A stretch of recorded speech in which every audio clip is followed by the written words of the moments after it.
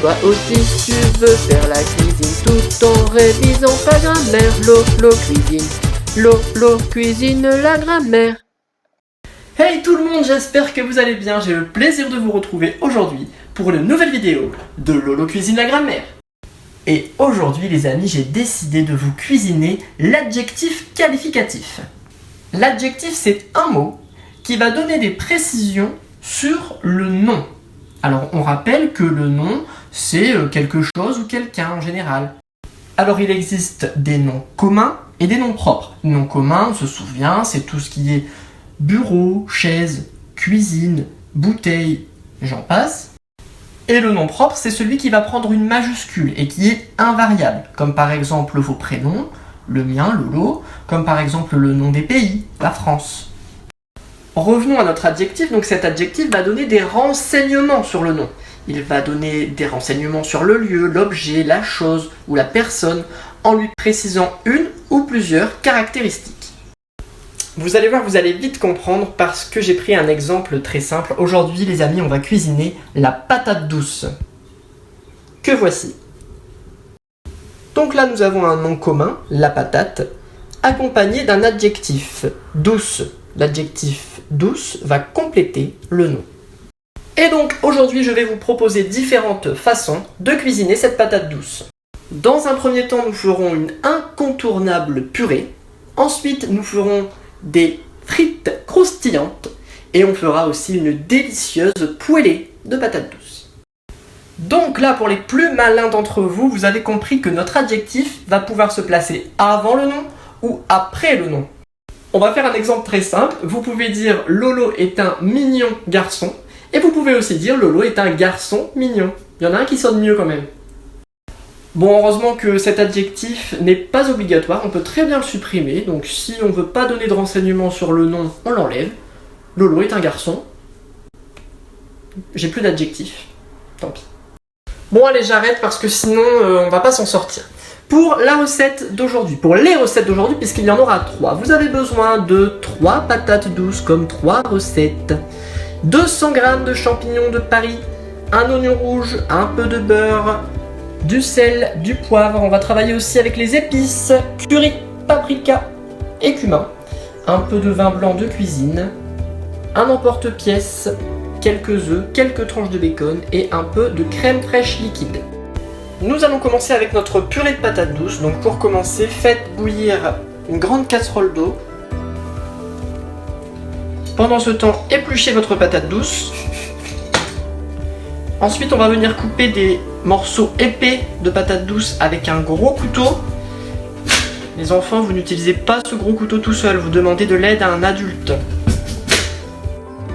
Donc, quand l'eau bout, on ajoute du sel et on plonge la patate douce. Quand l'eau commence à faire de nombreuses petites bulles, ça veut dire qu'elle commence à bouillir et qu'on va pouvoir plonger, on va plonger la patate douce. Avec ma phrase précédente, vous vous rendez compte qu'on peut ajouter plusieurs adjectifs pour un même nom commun. Les bulles, elles sont comment? Elles sont petites, elles sont nombreuses, des nombreuses petites bulles. 2 adjectifs là-dessus, hein. Voilà, bon j'ai que 2 mains, c'est un peu compliqué. Et on laisse cuire notre patate douce pendant 20 minutes. Bien, votre patate douce est bien cuite si vous pouvez facilement enfoncer un couteau à l'intérieur, que ça ne résiste pas, c'est cuit. Je vais venir écraser ma patate douce avec une fourchette, donc avec un presse-purée ce sera beaucoup plus pratique. Ensuite j'ajoute un peu de beurre et un peu de crème liquide. Je remélange le tout. Je termine par une pointe, vraiment une pointe, hein, de curry. Voilà, je sais pas si vous avez vu, mais il y en a assez parce que le curry ça a un goût très prononcé. Je mélange. Je lui ajoute 2 adjectifs. Et voici une belle purée onctueuse. Donc nous allons passer à notre deuxième étape de la recette. Nous allons confectionner des frites de patates douces. Pour cela, on reprend une nouvelle patate douce épluchée et on va venir couper la patate dans le sens de la longueur pour venir faire des formes de frites. Vous donnez la forme que vous voulez à vos frites. D'ailleurs, on peut faire des frites de formes différentes et s'amuser avec les adjectifs. On va faire une frite fine. Et là, une frite un peu plus épaisse. Oui, très bien. Allez, c'est l'heure de la première astuce du chef. Pour donner un peu plus de goût à nos frites de patates douces, on va les saupoudrer de paprika. Pour les faire cuire, plusieurs possibilités. Vous pouvez les mettre au four à 180 degrés ou la meilleure option, ça reste la friteuse pour que vos frites soient vraiment bien croustillantes. Donc là, moi je vais arroser mes frites avec une petite cuillère d'huile. Et on y va pour 20 minutes de cuisson. Et voilà de belles frites croustillantes que je vais juste assaisonner d'un peu de sel.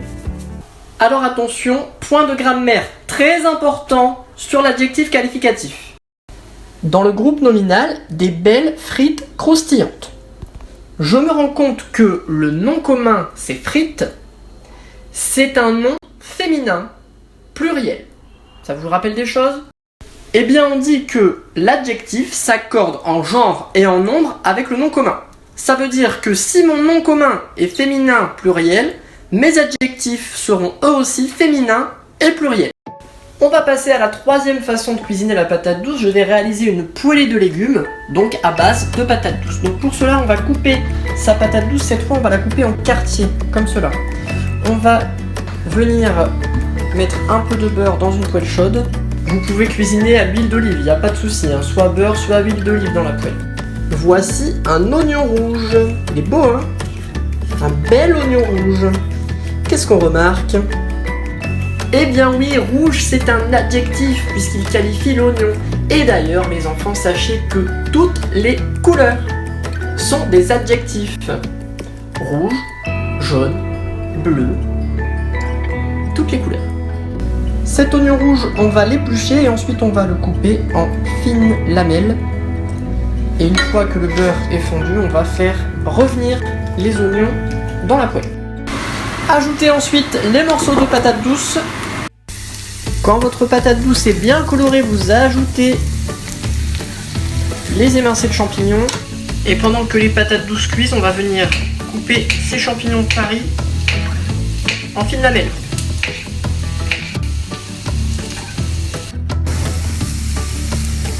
Salé et poivré. Ensuite, vous ajoutez un grand verre d'eau. Vous couvrez la poêlée et vous mélangez régulièrement. Dans un four très chaud, on va venir faire griller 4 tranches de bacon fumé.